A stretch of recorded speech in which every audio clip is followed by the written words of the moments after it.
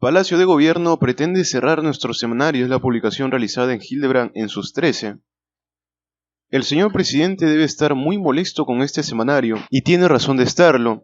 Desde estas páginas, junto a otros medios, no hemos dudado en publicar todo lo que consideramos relevante en relación a las copias supuestamente pedidas, los cheques recibidos por un conserje, los servicios aéreos inexplicables o los delatores premiados que han hablado de aquel ávido gobernador de Moquegua que hubo de suceder años después al corrupto Kuczynski. Todas estas últimas ediciones, por ejemplo, han sido dedicadas a dar cuenta de los avances que el fiscal Juárez Atoche ha podido hacer en relación a esas investigaciones y a denunciar la componenda que Vizcarra y la fiscal de la Nación armaron para ver si paraban esas pesquisas. Por todo eso es que el señor Vizcarra le ha ordenado a una de sus empleadas más rastreras, la ministra de Justicia, iniciar un proceso administrativo sancionador en contra de esta publicación.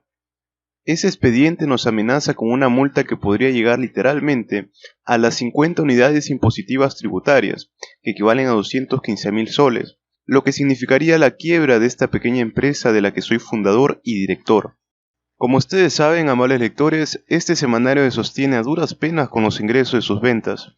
La pandemia nos creó un vacío financiero y un descenso obligado de nuestro tiraje por razones que son fáciles de entender. Hemos iniciado un proceso de recuperación, una convalecencia de cuentas y gastos que, como en la mayoría de los casos, será menos breve de lo que hubiéramos deseado. Una mordida de 215.000 soles en nuestras finanzas será de necesidad mortal. Eso lo sabe el señor Vizcarra, como sabe también que esta revista no recibe un centavo de su gobierno, ni tiene un centímetro cuadrado de publicidad contratada por el sector privado. ¿Por qué nos quiere multar la señora Ana Neira, empleada de Vizcarra, ministra de Justicia capaz de aparecer junto a algunos militares en traje de campaña cuando de blindar a su jefe se trata? Todo empezó cuando este semanario publicó el viernes 13 de marzo de este año, 2 días antes de que el gobierno reconociera la magnitud de la crisis sanitaria y decretara la primera cuarentena, la identidad fotográfica del paciente cero, el hombre que de modo involuntario, llegado desde Italia donde se contagió, fue la primera víctima del COVID-19 en el Perú. Se trataba de un piloto de la TAM llamado Luis Felipe Ceballos Arroyo. Fue una nota titulada Así empezó todo, que era parte de nuestra cobertura sobre el comienzo de la pandemia en estas tierras. El titular de aquella edición, que algo tenía de profética, fue Lo que el gobierno no quiere que sepamos. Se trataba de decirle a la gente a qué nos enfrentábamos y cuán grave podía ponerse la situación. 2 días después de esa publicación, Vizcarra apareció recién para decirnos lo que los periodistas ya sabíamos, que el aislamiento era una primera fase imprescindible y urgente. Un mes después de esa publicación, el 15 de abril de este año, el señor Ceballos Arroyo nos planteó una denuncia ante el Ministerio de Justicia por una supuesta infracción a la llamada Ley de Protección de Datos Personales, una ley que colisiona abiertamente con el derecho a la información y que en circunstancias como las que vivíamos resultaba ridículo aplicar. El señor Ceballos Arroyo se presentó como un paciente víctima de una inaceptable intromisión periodística en su privacidad. Eso, a pesar de que ese señor había admitido ser el paciente cero ante algunos otros medios. La Dirección de Fiscalización e Instrucción del Ministerio de Justicia nos notificó de la demanda el 3 de julio. El 18 de ese mes respondí con un escrito personal que me permito reproducir. Doctora Olga María Escudero Vilches, directora de la Dirección de Fiscalización e Instrucción del Ministerio de Justicia y Derechos Humanos. De mi consideración, en respuesta a la denuncia presentada por el señor Luis Felipe Ceballos Arroyo por haber presuntamente usado su imagen sin su consentimiento en la revista que dirijo, paso a exponer lo siguiente. En ningún momento recibí del señor redactor de la nota que ha hecho surgir esta denuncia la indicación expresa de que el señor Ceballos Arroyo exigía el anonimato a pesar de estar plenamente identificado al haber concedido una entrevista precisamente sobre el tema. En todo caso, asumo la responsabilidad de haber tomado la decisión de publicar su foto. Me pareció periodísticamente importante identificar visualmente, sin ningún deseo de agravio, a quien resultó la primera persona contagiada en el Perú con el COVID-19. Como usted sabe, el señor denunciante fue el paciente cero de la pandemia luego de que retornara a Arequipa después de haber permanecido en Italia. Sin el sustento identitario, la nota de Hildebrand en sus 13 podría haber sido considerada como una especulación sostenida en un personaje al que solo nombramos como Luis. Todo este episodio corresponde a los días previos a la pandemia, cuando la precisión de la información resultaba más que nunca imperativa. No hay en el reportaje mencionado una sola línea que permita suponer algún tipo de acusación, insinuación hostil o connotación negativa respecto al señor Ceballos Arroyo. El denunciante es tratado en pocas líneas amables y preocupadas dedicadas a él como lo que fue, un paciente, una víctima de las circunstancias, alguien a quien el azar convirtió en el primer paciente peruano de la pandemia que hoy seguimos sufriendo. Las líneas finales de su intervención en el reportaje son ilustrativas. Espero que me hagan la prueba de descarte para volver a trabajar, dice Luis, que vive en Surco. El señor denunciante admite que antes de conversar con nuestro reportero, había brindado entrevistas a otros medios. Fue precisamente uno de esos medios amigos el que nos proporcionó sus señas para poder llamarlo. Su identificación y su labor en la empresa aérea LATAM habían circulado ampliamente en los círculos sociales y periodísticos. Me apena profundamente haber causado tan involuntariamente malestar y desazón en el señor Luis Felipe Ceballos Arroyo. Debo aclarar, sin embargo, que en ningún momento recibí de él alguna carta, mensaje o comunicación que me permitiera saber de su estado de ánimo luego de la publicación. La prensa internacional ha revelado el nombre y la fotografía de la primera paciente del COVID-19 en los Estados Unidos. Se llama Diana Barren.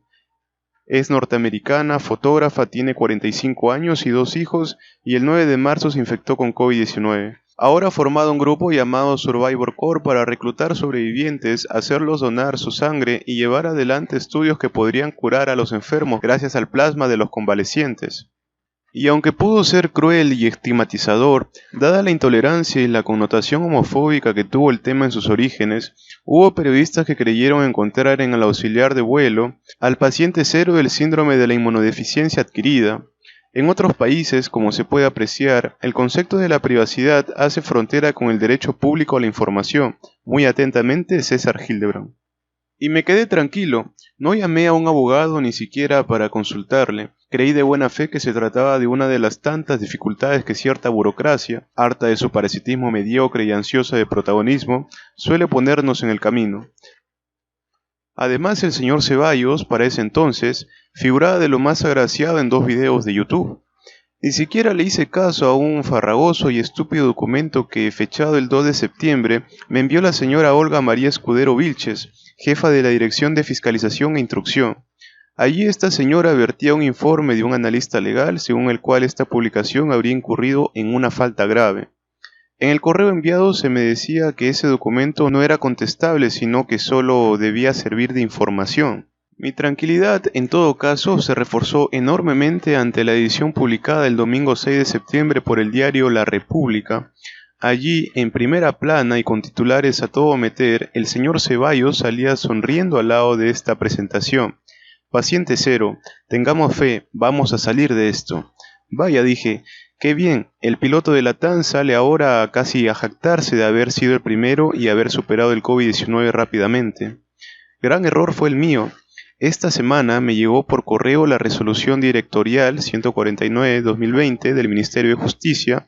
Se trata nada menos que del inicio de un procedimiento administrativo sancionador en donde nos advierte del castigo económico del que podemos ser pasibles. En ese escrito amenazante se nos exige presentar la documentación que acredita el monto al que ascendieron sus ventas anuales del ejercicio inmediato anterior, y se añade, para tal efecto deberá presentar la declaración jurada anual del impuesto a la renta de dicho ejercicio, o en su efecto las declaraciones juradas mensuales de los pagos a cuenta del impuesto según corresponda a su régimen tributario.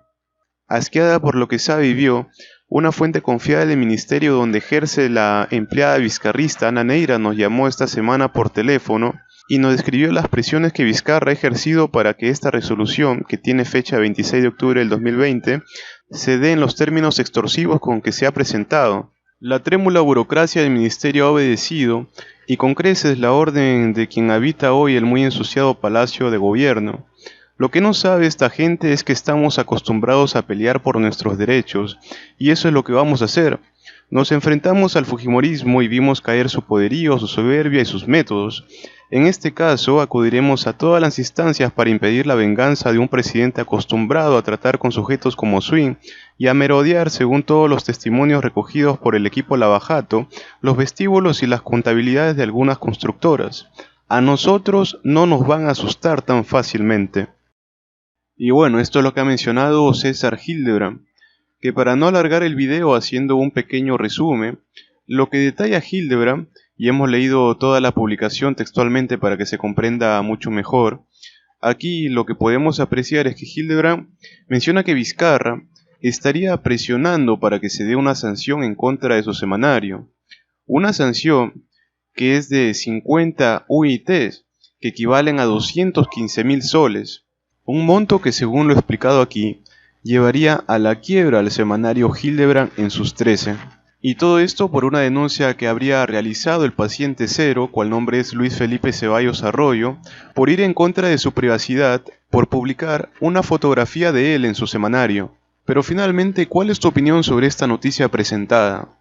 ¿Consideras que Vizcarra estaría detrás de todo esto? ¿Qué crees que pasará más adelante con el semanario Hildebrand en sus 13?